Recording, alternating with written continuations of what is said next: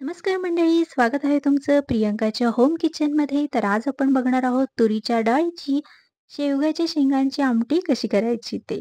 तर ही आमटी जी आहे ना, ती व्हाईट राईस सोबत खूप छान लागते बरं का.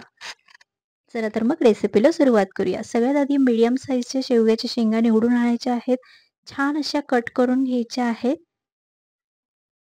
आणि कट करून झाल्या की त्या स्वच्छ 3 ते 4 पाण्याने धुवून घ्यायच्या आहे. त्यानंतर एका कढईमध्ये शेवग्याच्या शेंगा घालून अर्धा ग्लास पाणी घालायचं आहे. त्यामध्ये चवीनुसार थोडंसं मीठ घालायचं आहे आणि एक 5 मिनिटं शेंगा ज्या आहे ना, त्या छान उकडून घ्यायच्या आहेत. शेंगा छान उकडून झालेल्या आहेत. तुम्ही बघू शकतात कलर सुद्धा थोडासा चेंज झालेला आहे. खूप उकडायच्या नाही, नाहीतर मग त्या उकलतात. छान अशा उकडून झालेल्या आहेत. एक कढई घ्यायची आहे. त्यामध्ये थोडंसं तेल घालायचं आहे. त्यामध्ये आता आपण अर्धा चमचा मोहरी घालणार आहोत. अर्धा चमचा जिरं घालायचं आहे.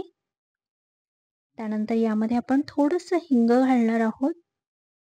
छान अशी चुरचुरीत फोडणी तयार होते. त्यानंतर यामध्ये आपण घालणार आहोत पाव चमचा मेथ्याची पूड. मेथ्या थोड्याशा गॅसवरती भाजून मग पूड करून घेतलेली आहे. यामध्ये ठेचलेला लसूण घालायचा आहे. लसूण छान परतून झाला की यामध्ये आपण घालणार आहोत लाल तिखट.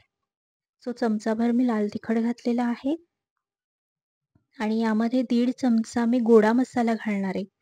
याच्याने टेस्ट खूप छान येते भाजीची. आता यामध्ये आपण अर्धा वाटी तुरीची डाळ आणि अर्धा वाटी मुगाची डाळ घेतलेली आहे. ती छान स्वच्छ पाण्याने धुवून घेतलेली आहे आणि याच्यात थोडीशी चिमूटभर हळद घालून 3 शिट्ट्या घालून डाळ छान शिजवून घेतलेली आहे. ती आपण या फोडणीमध्ये घालणार आहोत. छान अशी व्यवस्थित मिक्स करून घ्यायची आहे.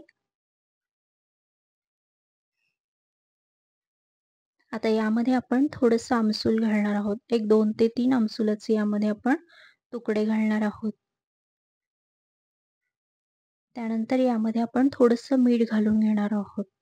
आपण शेवगा शिजवताना ऑलरेडी मीठ घातलेलं आहे, त्यामुळे बेताचं मीठ घालणार आहे. त्यानंतर मी यामध्ये कढीपत्त्याची पानं घालून घेणार आहे थोडीशी. तुम्ही फोडणीत सुद्धा कढीपत्ता घालू शकतात किंवा असं वरून घातला तोडून, तरीसुद्धा खूप छान अशी टेस्ट येते.